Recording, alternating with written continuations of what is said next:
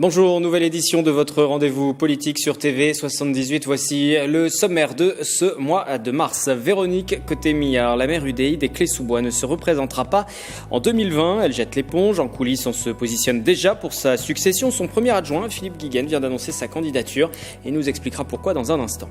Mais avant les municipales, les électeurs se rendront aux urnes dès cette année pour les européennes. Un scrutin toujours difficile en termes de participation. Le mouvement Les Jeunes avec Macron veut mobiliser son président dans les Yvelines, Marc Le Rouge, est également l'invité de cette émission. Et puis un hommage à André Damien, le maire de Versailles. Durant 18 ans, les responsables politiques étaient nombreux à se recueillir lors d'une messe en sa mémoire dans la cité royale.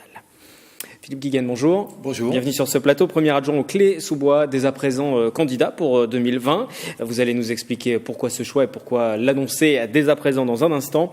Auparavant, direction Versailles, donc avec le décès le 5 mars dernier de son ancien maire, André Damien. Il avait 89 ans, Aurélie Ronze.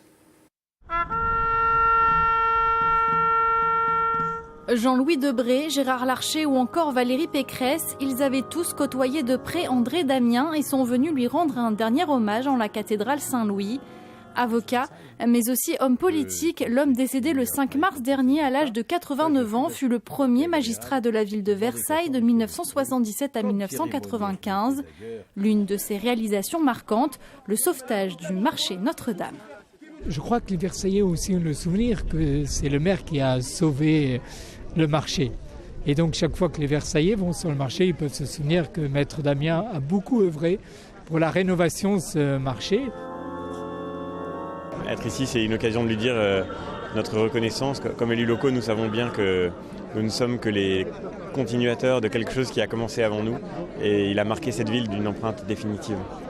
Une personnalité qui aura donc marqué l'histoire de la ville de Versailles. De son côté, la présidente de la région Île-de-France, Valérie Pécresse, se souvient d'un homme profondément humaniste avec une très grande liberté de ton. J'étais un bébé Damien, comme il y en a eu beaucoup dans les Yvelines, c'est-à-dire qu'il m'avait prise sous son aile et il était avec moi au Conseil d'État. Il m'avait mis le pied à l'étrier quand je suis arrivée au département. Il avait eu d'ailleurs le courage de me soutenir, moi, la jeune femme entrée en politique face aux pontes de son parti. Un homme attentif aux personnes qui étaient dans le besoin et qui ne manquait pas d'humour, comme l'a rappelé Monseigneur Éric Aumônier tout au long de la messe. Voilà pour cet hommage qui a été rendu. Nous allons continuer à parler des municipales, mais des municipales de 2020. On va aller un petit peu dans l'avenir, cette fois-ci avec vous, Philippe Guiguen. Vous résidez donc aux Clés-sous-Bois depuis une quarantaine d'années. Professionnellement, vous étiez salarié notamment au sein du groupe Airbus. Et puis en 2001, vous rejoignez l'équipe municipale, maire adjoint aux finances. Vous souhaitez poursuivre cette expérience en revêtant cette fois-ci l'écharpe d'élu, de maire, de principal édile. Pourquoi cette candidature, tout d'abord ? Tout à fait. Pourquoi cette candidature et pourquoi si tôt Un an avant le scrutin. Ouais. Un an avant le scrutin. Je pense qu'il faut se donner le temps de préparer un programme qui soit crédible vis-à-vis des Clésiens et des Clésiennes. Je pense qu'il faut savoir les écouter. C'est fini, je pense, la politique où nous allons arriver avec un programme tout fait. Il faut savoir se mettre au niveau de toute la population. Pourquoi me représenter avec cet objectif de premier édile de la ville ? Parce que j'en ai encore l'envie, parce que j'en ai la possibilité en termes de temps, ce qui n'était pas mon cas jusqu'à présent en tant que effectivement salarié et très actif dans le secteur privé. C'était pas le cas jusqu'à présent parce que j'ai toujours été fidèle à Madame Cotey-Millard et je porte son mandat, tout ce qu'elle a réalisé sur cette commune depuis 3 mandats. Mais maintenant, en plus, fort du soutien d'une majorité de mes amis au conseil municipal, je me sens en position d'assumer cette fonction au service des Clésiens. Vous avez prévenu Véronique Cotey-Millard de votre candidature. Est-ce que vous en avez discuté avec elle ? Véronique Cotey-Millard, bien entendu, était au courant de mon souhait de me présenter aux prochaines municipales depuis quelques mois. Bien sûr, bien entendu. Elle qui a décidé de ne pas se représenter, elle dit qu'aujourd'hui être maire c'est difficile. Justement, elle était notre invitée il y a quelques jours. Écoutez-la. Est-ce que vous préparez l'avenir? Est-ce que vous avez pensé à passer la main avant la fin du mandat? On le voit dans certaines communes aussi, des maires qui passent un petit peu le relais. Ça se fait souvent avant les élections. Est-ce que ce sera votre cas? Moi, ma préparation de l'avenir, c'est d'aller jusqu'au bout de mon mandat, jusqu'au dernier jour, et justement de conduire le maximum de dossiers auxquels nous avons tous, l'équipe municipale, auquel on s'est investi et qu'on voudrait porter jusqu'au bout. Vous n'avez pas évoqué votre succession avec, Non, d'autant plus que j'ai la chance d'être à la région, donc ce qui me permet aussi de faire avancer des dossiers et voilà, et d'aller dans le maximum possible de notre engagement que nous avons pris donc face aux électeurs jusqu'au dernier jour et jusqu'à la dernière minute, et avec toujours le même enthousiasme. Vous soutiendrez néanmoins une liste pendant la campagne l'année prochaine? Écoutez, j'ai pas la visibilité nécessaire pour vous répondre aujourd'hui parce que j'ai pas à part l'opposition, je n'ai pas connaissance de candidats pour le moment déclarés. On avait évoqué à l'époque une candidature non déclarée dans sa famille politique. Aujourd'hui, c'est le cas. Vous attendez son soutien? Aujourd'hui, c'est le cas. J'espérerais avoir son soutien. Ceci dit, je serais déçu si je ne l'avais pas, mais c'est une décision qui lui appartient totalement. Par contre, ce que je peux ajouter, c'est que Véronique Cottet-Millard aura mon soutien total jusqu'à la fin de ce mandat. Bien entendu, nous faisons partie de la même équipe avec les mêmes projets. Vous allez vous aussi travailler jusqu'au dernier jour, comme bien elle l'a sûr, annoncé? tout à fait. Au sein de votre équipe. Vous évoquez le soutien d'une majorité de votre équipe. Tous les élus n'ont visiblement pas été prévenus. En tout cas, c'est ce qu'on a pu apprendre par un communiqué de presse, notamment certains membres de la majorité qui disent avoir été surpris. Vous leur répondez quoi? Je leur réponds que je n'avais pas à prévenir l'ensemble des élus. Il y avait un certain nombre d'élus qui savaient que j'allais me déclarer, qui sont venus vers moi, qui m'ont dit maintenant nous pouvons nous déclarer parce que nous avons 1 an à travailler pour réaliser un programme crédible vis-à-vis des Clésiens. D'autres élus le savaient pertinemment, ne sont pas venus vers moi, mais la porte leur est ouverte pour que nous menions à bien avec une équipe unie, sans aucun souci. Vous n'avez pas peur des divisions? L'objectif, c'est d'éviter les divisions. C'est aussi pour ça qu'avec le conseiller départemental Bertrand Coquart, comme nous l'avons mis dans notre conseiller, nous y allons ensemble pour le bien de la ville. Bertrand Coquart, qui est aussi élu au sein de cette commune, qui est conseiller départemental, qui est UDI aussi. Vous n'avez pas de carte politique? Je n'ai pas de carte politique, toujours pas. Je suis de sensibilité divers droite et centre. Je le revendique, mais je n'ai pas de carte politique. Ça veut dire que vous allez mener une liste sans étiquette. Quels seront les hommes et les femmes qu'on va retrouver sur votre liste? Il y en aura une partie de l'équipe actuelle, parce que parmi ceux qui me soutiennent, il y en a qui veulent repartir, d'autres qui soutiendront mais qui ne repartiront pas. Et bien entendu, nous élargirons avec de nouveaux Clésiennes et de nouveaux Clésiens. Vous allez constituer cette liste rapidement, elle sera élaborée jusqu'au dernier moment. Quel est un peu votre programme pour ce début de campagne finalement? Elle va s'élaborer au fil du temps. Le programme au début de cette campagne, ça va d'abord d'être à l'écoute des Clésiens. C'est pour ça que nous avons prévu déjà 3 réunions sur site, une le 5 avril, une le 12 avril, une autre le 4 juin et enfin une le 12 juin dans chacun des quartiers de la ville. La première ayant lieu dans le quartier nord de la ville, à l'école Coty, donc le 17 avril. Je reviens sur votre envie de poursuivre cette aventure politique après votre vie professionnelle.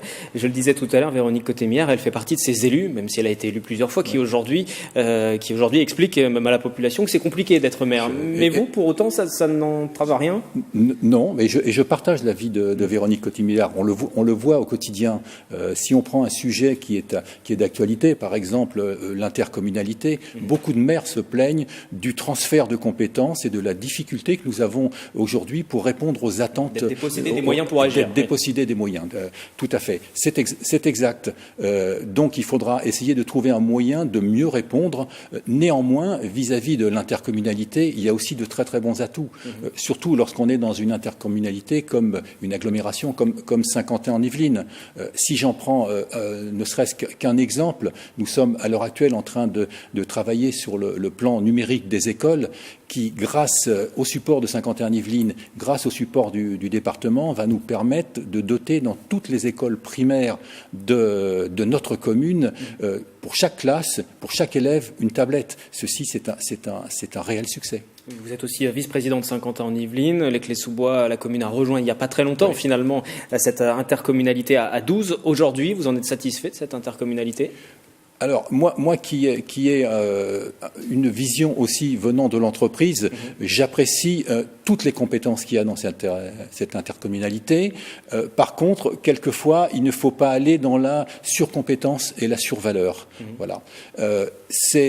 Chacun sait que dans les années à venir, ce sera très dur au niveau des ressources des communes. Donc, il faut savoir mettre au juste niveau ce qui est nécessaire pour les communes. On aura l'occasion de reparler de cette candidature pour les municipales avec vous. Juste une toute dernière question. Dans votre déclaration de candidature, vous mettez en avant notamment le fait d'être européen, mais néanmoins profondément attaché aux valeurs françaises. Vous pouvez nous préciser pourquoi mettre cet aspect-là aussitôt en avant? Parce que je pense que grâce à l'Europe, depuis 45 ans, nous sommes en paix. Néanmoins, dans chaque pays européen, nous avons nos propres valeurs, notre propre culture, ce qui ne nous empêche pas de pouvoir bien vivre ensemble. Comme au Clé-sous-Bois, il faut que chacune des générations puisse avoir le plaisir de vivre ensemble dans notre belle ville. C'est comme le travail des clés au sein de Saint-Quentin-en-Yvelines. Exactement. Même principe. Voilà. Tout doit être partagé pour le bien de chacun. Merci Philippe Guiguen, vice-président de Saint-Quentin-en-Yvelines, premier adjoint des Clés-sous-Bois, aujourd'hui candidat déclaré pour 2020. Et puis on rappelle aussi l'autre candidature déclarée, c'est celle de l'opposition, Nicolas Hu. Il portera également une liste de gauche cette fois-ci. Merci à vous. Je vous remercie. Nous allons tourner la page des municipales pour évoquer les européennes. Scrutin le 26 mai de cette année. Il est d'ailleurs encore possible de s'inscrire sur les listes électorales jusqu'au 30 mars. Avant de recevoir le prochain invité, regardez ce reportage de Nicolas Dandry. Il a suivi l'eurodéputé Jean-Marie Cavada à la rencontre des lycéens sur Versailles. Ne demandez pas ce que votre pays peut faire pour vous, demandez-vous ce que vous pouvez faire pour votre pays. Une célèbre phrase du président américain John Fitzgerald Kennedy. Pour sa conférence face à des lycéens, l'eurodéputé Jean-Marie Cavada a voulu transmettre cet état d'esprit, s'engager pour la société. Si l'on veut que les choses aillent mieux, il faut se lever de son fauteuil et il faut faire quelque chose pour le collectif. Et la première étape, c'est naturellement fin mai, les élections européennes, parce que beaucoup des lois auxquelles vous obéissez les uns et les autres, plus de la moitié, viennent de Bruxelles. Alors il faut s'en mêler. Pour son intervention au lycée Marie Curie, l'Union européenne était au cœur des échanges. Ses valeurs, son fonctionnement, mais aussi les améliorations à apporter face à des lycéens ayant leur regard sur la question. Je pense que c'est important au final qu'on soit unis autour d'une union parce que ça rassemble les gens et forcément face à la montée en puissance de la Chine par exemple aujourd'hui et la puissance américaine. Finalement on est tous dans le même bateau, on est tous en Europe, etc. Et c'est important qu'on soit tous unis. En France, on n'est pas non plus un pays très grand, donc en soi, même si les Français font des efforts, ce qui est très important, ça ne suffira pas à sauver notre planète malheureusement, donc il faut qu'on soit sur une échelle qui soit plus grande. Nos élèves sont déjà citoyens parce qu'ils votent ou de futurs citoyens. Il est hyper important qu'en dehors de tout partisanisme et prise de position, ils aient un éclairage sur les enjeux de notre société, surtout en ce moment, pour pouvoir prendre des positions saines, sereines et éclairées. Jean-Marie Cavada devrait terminer son 3e mandat sans le renouveler d'après sa promesse initiale, sauf si une urgence absolue le pousse à se représenter. Marc Lerouge, bonjour. Bonjour. Bienvenue en plateau, vous êtes porte-parole des Jeunes avec Macron. Alors je corrige tout de suite, j'insiste, porte-parole et non président, comme j'ai dit en introduction d'émission tout à l'heure, engagé dans la campagne des européennes. On va aussi profiter de votre présence pour parler encore un peu de cette campagne des municipales au Clé-sous-Bois. Il se trouve que vous êtes aussi élu de la majorité sur les Clés-sous-Bois, aux côtés de Philippe Guiguen qui vient de venir sur ce plateau. Hasard du calendrier, je vous avais invité sans savoir qu'il y aurait les candidatures des uns et des autres. Vous faites des uns pour l'instant, mais en tout cas votre réaction par la suite. Vous faites partie de ces élus de la majorité qui n'étiez pas au courant de cette candidature. Alors on n'était pas au courant de l'annonce de la candidature. On était évidemment au courant que Véronique Cottet-Millard arrêtait son mandat. Elle l'avait annoncé en 2014 lors des élections. Donc elle ne jette pas l'éponge. Elle avait annoncé que c'était son 3e et dernier mandat. Et évidemment, on savait qu'il y avait des élus qui allaient se déclarer. Simplement, dans le communiqué qu'on a envoyé avec un certain nombre d'élus, on a noté le problème, la courtoisie et la loyauté. La courtoisie est d'annoncer à tout le monde. Et la loyauté, évidemment, par rapport notamment au maire, de lui annoncer. Elle était informée, mais elle n'était pas informée de la sortie du communiqué de presse et ça nous semble être le minimum. Ça veut dire qu'il y a un début de division au sein de cette majorité des Clés ? Non. Il y a un risque pour la suite, pour un début de campagne ? Absolument pas. Pour le moment, on est tous concentrés. Monsieur Guiguen l'a dit et je retirerai pas un mot de ce qu'il a dit. Effectivement, on est tous au travail. Il n'y a aucun problème sur ce sujet-là. Mais c'est une question de forme. Voilà. Sur la forme, on aurait aimé que tout le monde soit informé en même temps et si possible le maire également. Et après, le reste lui appartient et appartient aux personnes qui ont signé ce communiqué avec avec lui. Une dernière question à ce sujet pour être bien clair. Est-ce que vous préparez votre candidature? Parce que je rappelle tout de même que vous êtes engagé au sein de La République En Marche, anciennement UDI, en tout cas l'UDI avec Bertrand Coquart qui fait partie de la majorité, qui lui soutient Philippe Guiguen. On est dans un jeu politicien là? Alors on n'est pas dans un jeu politicien. Bertrand Coquart il est UDI et il y a absolument aucun souci. Moi en ce qui me concerne et avec un certain nombre de mes camarades UDI, notamment tout l'UDI Jeunes des Yvelines, nous avions rejoint Emmanuel Macron bien avant la campagne présidentielle. Il n'y a pas d'histoire de candidature ou pas. Déjà, il y a une commission nationale d'investiture chez En Marche, donc toute personne qui préempterait les décisions serait mal avisée parce qu'il y a beaucoup d'autres choses qui se jouent. Alors, je reformule, vous êtes candidat à la candidature? Moi, je suis pas candidat à la candidature. Moi, je suis candidat à continuer à travailler avec Véronique Cotté-Millard. Et vous avez dit une chose. Oui, je suis élu aux côtés de Philippe Guiguen, mais pour l'instant, je suis surtout élu aux côtés de Véronique Cotté-Millard. Parlons de la suite. On aura bien le temps d'ici l'année prochaine de parler des municipales.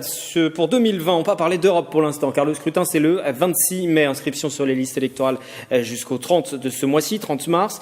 Vous dites, il n'est pas question de choisir entre plusieurs orientations politiques. C'est plutôt l'avenir du continent européen à l'échelle du monde qui se joue. Mais c'est l'avenir du continent européen parce qu'on voit qu'il y a des pays aujourd'hui qui remettent en cause la construction européenne, qui remettent même en cause pour certains d'entre eux les valeurs principales et fondatrices de l'Europe. On voit des pays comme la Hongrie, on voit des pays comme la Pologne qui reviennent sur des droits fondamentaux et sur des principes fondateurs.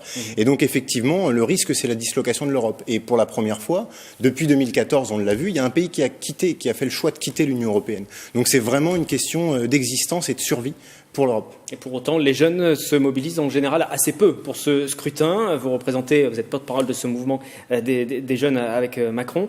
Comment vous allez les faire venir aux urnes? On va leur expliquer que l'Europe, c'est pas seulement la construction européenne qui s'est faite depuis les années 50 et qu'il y a véritablement un choix d'avenir, mais que l'Europe, c'est extrêmement quotidien, que c'est extrêmement impliqué dans nos jours, dans ce qu'on voit sur Internet, dans ce qu'on mange, dans ce qu'on fait quotidiennement, et que l'Europe, c'est pas seulement les pères fondateurs et ce qui a pu se passer à une époque où certains de nos parents n'étaient peut-être même pas nés. C'est aujourd'hui et c'est demain l'Europe. Et c'est extrêmement quotidien. On ne peut pas en même temps laisser aux extrêmes le droit de dire que toutes nos règles viennent d'Europe et qu'on a perdu notre souveraineté, et en même temps dire que l'Europe c'est pas important. Voilà. Donc l'Europe c'est extrêmement important et c'est le message qu'on va vouloir passer aux jeunes et pas qu'aux jeunes d'ailleurs. Cette année ce sera peut-être encore plus particulier, en tout cas avec cette colère des Gilets jaunes qui s'est exprimée, certains qui souhaitaient présenter des listes, faire acte de candidature et monopoliser un petit peu les thématiques de scrutin, se démarquer de ces thématiques-là, éviter un vote contestataire anti-Macron, en fait. Là aussi, ce sera l'enjeu. L'enjeu, il est déjà de faire participer les gens. Il y a eu deux événements. Il y a eu la première chose, avant le mouvement des Gilets jaunes, l'automne dernier, le parti La République En Marche a fait une grande marche européenne. Dans toute la France, il y a eu 5500 événements, il y a eu 230 000 portes qui ont été frappées, 80 000 questionnaires qui sont remontés pour savoir ce que les gens attendaient de l'Europe, pour savoir ce que les gens attendaient des députés européens, de la Commission européenne. Et l'enjeu, c'est de leur faire participer à ce scrutin qui est fondamental. Et puis le deuxième enjeu, évidemment, vous avez le président qui a envoyé une lettre à travers un certain nombre de médias européens. C'est la première fois depuis François Mitterrand, je crois que ça se fait. Et l'enjeu, c'est de pouvoir dire, voilà, nous avons aujourd'hui des messages à faire passer, nous Français, mais pas seulement. Il y a des chefs d'État et de gouvernement qui ont applaudi la démarche, d'autres qui l'ont critiquée. Et pour une fois, on a un débat entre les pays européens. Avant, la campagne européenne, ça se déroulait simultanément dans les pays et globalement, ça ne sortait pas des frontières. Là, ça se répond à travers les frontières et c'est une excellente nouvelle parce que ce sont des valeurs qui vont non pas s'opposer, mais en tout cas se confronter. Avec un mode de scrutin un petit peu différent. D'habitude, il y avait des circonscriptions votées par région, par grande région. Pour faire simple, aujourd'hui, il n'y a plus qu'une seule circonscription à l'échelle française, c'est la France. Ça rend encore plus difficile le fait de faire campagne. Ah non, au contraire, c'est plus simple. Parce que vous pouviez avoir des personnalités différentes dans les têtes de liste. Par exemple, en 2014, vous aviez Alain Lamassoure qui était la tête de liste pour la droite. Et puis vous pouviez avoir dans la région Grand Est ou dans le Sud une autre tête de liste avec une personnalité différente, peut-être avec des nuances. Et là, on va avoir une politique nationale, on va avoir des programmes nationaux et on va vraiment pouvoir aller programme contre programme, vision de l'Europe contre vision de l'Europe sur tout le territoire. Au contraire, ça va être beaucoup plus simple. Et néanmoins, ces différentes têtes de liste étaient aussi choisies en fonction des territoires afin de coïncider au mieux aux attentes de chacun. Là, ce ne sera pas le cas. Il faudra faire campagne de la même manière partout. Mais nous, vous l'ignorez pas, on est un des derniers partis à ne pas avoir officiellement de tête de liste, mais on a déjà commencé à présenter un programme et des idées extrêmement concrètes, notamment par le biais du président.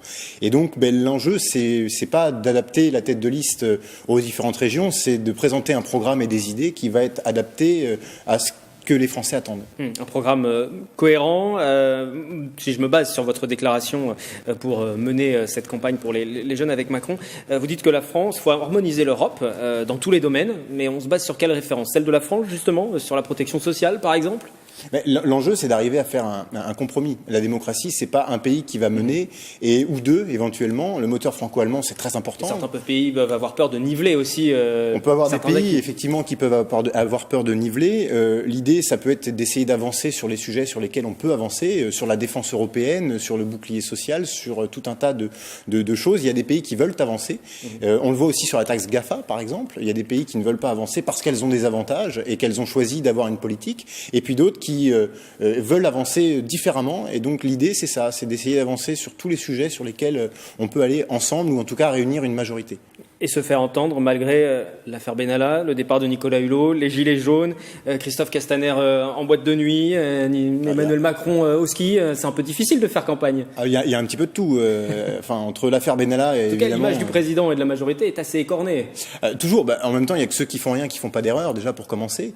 Après, on va pas mélanger l'affaire Benalla, éventuellement les Gilets jaunes. On parle de 2 personnes ou 3, et puis les Gilets jaunes, un mouvement qui a quand même une ampleur un peu importante.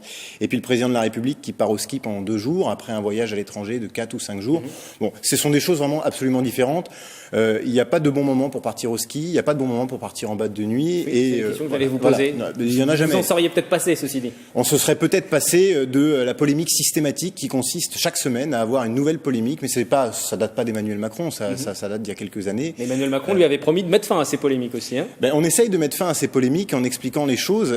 Emmanuel Macron avait un programme. Il se trouve que les actes du programme et les engagements sont pris et se déploient au Parlement. Et c'est ça, on essaye de passer au-dessus de la polémique. Maintenant, la polémique, c'est devenu une règle, à la fois sur les réseaux sociaux, un système qui consiste à critiquer. Tout le monde critique un peu tout le monde et on n'en est pas forcément exempt nous-mêmes. Et le but, c'est d'essayer de dépasser ça et d'essayer d'avancer et d'essayer de réformer. Et effectivement, c'est pas toujours facile de réformer, mais c'est le but. Au-delà de la polémique, concrètement, sur le terrain, il y a déjà des réunions prévues, des opérations de tractage, aller à la rencontre des jeunes, des moins jeunes pendant cette campagne? Alors la campagne, elle a déjà commencé, puisque les tracts et les affiches sont arrivés et ont commencé à être distribués. Encore aujourd'hui, on avait des jeunes qui étaient devant des IUT, qui étaient devant des lycées et qui essayaient de mobiliser des citoyens. Et puis nous, en ce qui nous concerne, donc les JAM, on va entamer par une grande réunion publique qu'on va ouvrir également avec des personnalités qui seront dans la liste européenne, peut-être également des membres du gouvernement, donc on les a invités et on va voir leurs réponses le 6 avril à Versailles. Mais ça va être notre grand événement de lancement de la campagne à nous, les jeunes avec Macron, et le mouvement En Marche, dans les Yvelines également, va faire la même chose et on va aller, comme à notre habitude, partout, dans les villages, dans les villes, et sur les marchés, devant les gares, et on a cette chance d'être répartis sur tout le territoire et on ne compte pas s'en priver. Campagne qui sera finalement assez courte. Toujours. La campagne européenne est toujours très courte, beaucoup plus courte que la campagne présidentielle qui généralement commence 1 an avant. Et on le rappelle, vous pouvez vous inscrire sur les listes électorales. Je le précise, en général, ça s'arrête au 31 décembre. Là, c'est jusqu'à la fin du mois de mars pour pouvoir participer à ce scrutin. Il n'y a qu'un seul tour, le dimanche 26 mai. Merci Marc Le Rouge d'être venu sur ce plateau, porte-parole des jeunes avec Macron pour les Yvelines. C'est la fin de ce 7-8 politique. On se retrouve le mois prochain pour cette émission sur cette antenne.